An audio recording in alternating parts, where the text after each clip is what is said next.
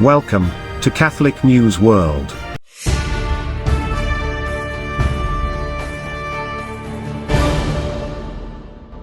Welcome to Catholic News World.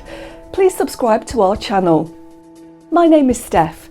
Here are this week's breaking news headlines. On Thursday, September 30th, 2021, people from across the country of Canada observed the National Day for Truth and Reconciliation. The ongoing journey of healing and reconciliation has a particular relevance for Catholics throughout Canada given the involvement of many Catholic religious orders and dioceses in operating close to 50% of the residential schools in the country. Canadian bishops announced $30 million in national financial pledge to support healing and reconciliation initiatives. The Bishops of Canada, as a tangible expression of their commitment to walk with the Indigenous peoples of this land along the pathway of hope, are making a nationwide collective financial commitment to support healing and reconciliation initiatives for residential school survivors, their families, and their communities. With a target of $30 million over up to 5 years, this will include initiatives in every region of the country. The commitment will be achieved at the local level, with parishes across Canada being encouraged to participate and amplify the effort. Bishop Raymond Poisson, President of the Canadian Conference of Catholic Bishops, expressed hope that these efforts will support meaningful projects across Canada and make a significant difference in addressing the historical and ongoing trauma caused by the residential school system. When the Bishops of Canada came together in plenary last week, there was universal consensus that Catholic entities needed to do more in a tangible way to address the suffering experienced in Canada's residential schools. Comprised of local diocesan initiatives, this effort will help support programs and initiatives dedicated to improving the lives of residential school survivors and their communities, ensuring resources needed to assist in the path of healing. Funding for projects will be determined locally, in consultation with First Nations, Métis and Inuit peoples in each region. The Bishops of Canada have committed and tasked themselves to develop national principles and strategy, timelines, and the public communication of these collective initiatives this November. Bishop William McGrattan, Vice President of the CCCB, articulated the importance of working together with Indigenous peoples on local goals, timing, and distribution of funds. The Bishops of Canada have been guided by the principle that we should not speak about Indigenous people without speaking with them. To that end, the ongoing conversations with local leadership will be instrumental in discerning the programs that are most deserving of support. There is no single step that can eliminate the pain felt by residential school survivors, but by listening, seeking relationships, and working collaboratively where we are able, we hope to learn how to walk together in a new path of hope.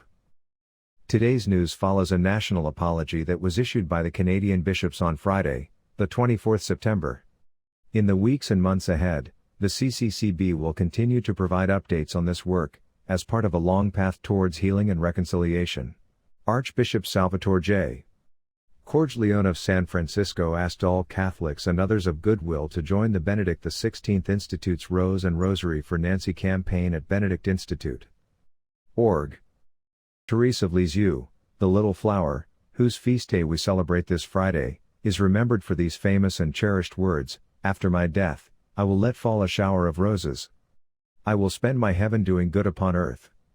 I will raise up a mighty host of little saints. My mission is to make God loved."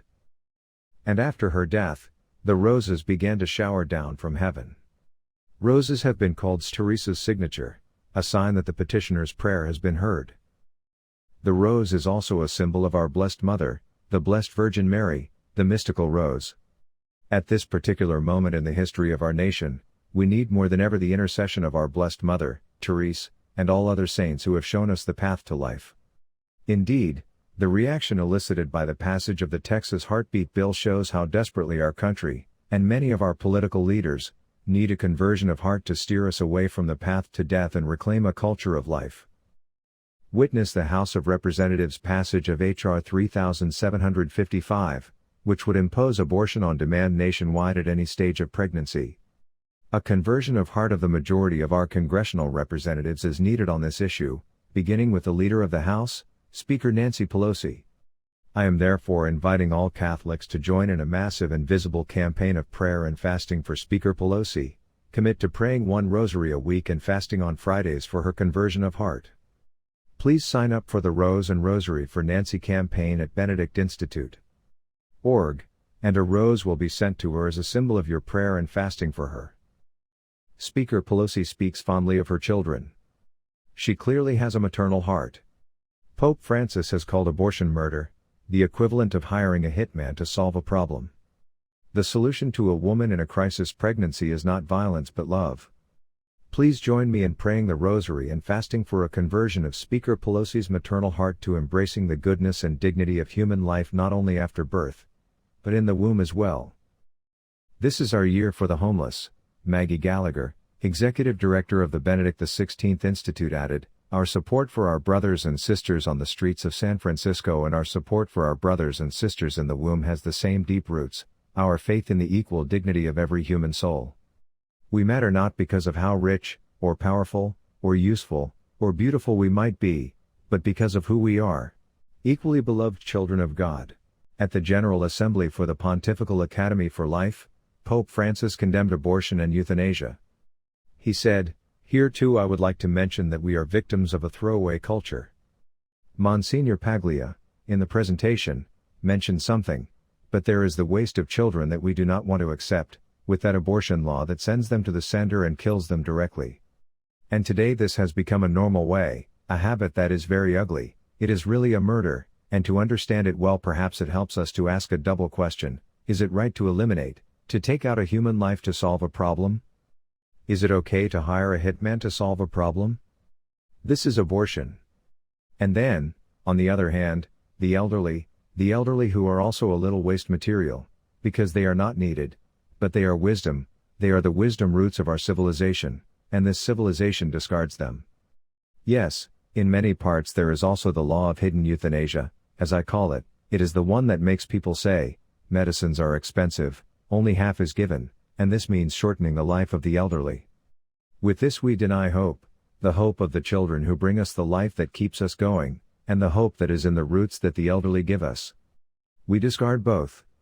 And then, that everyday waste, that life is discarded. Let's be careful with this culture of waste. It is not a problem of one law or another, it is a problem of waste. And on this point, in this direction, you academics, Catholic universities and even Catholic hospitals cannot afford to go. This is a road on which we cannot go, the road of waste. Attacks by suspected Islamist militants which killed at least 40 people occurred in Nigeria on Sunday. Suspected jihadists carried out several attacks in northwestern Nigeria over the weekend, leaving over 40 people dead. Pope Francis prayed for the victims of the attacks at the Wednesday General Audience, and called for the safety of all Nigerians to be protected. I pray for those who have died, for the wounded, and for the entire people of Nigeria, he said. I hope that the safety of all citizens in the country will always be guaranteed, added the Pope. Watch our programme every Friday at 7:30 p.m. Thanks for watching. Please subscribe to Catholic News World channel. God bless.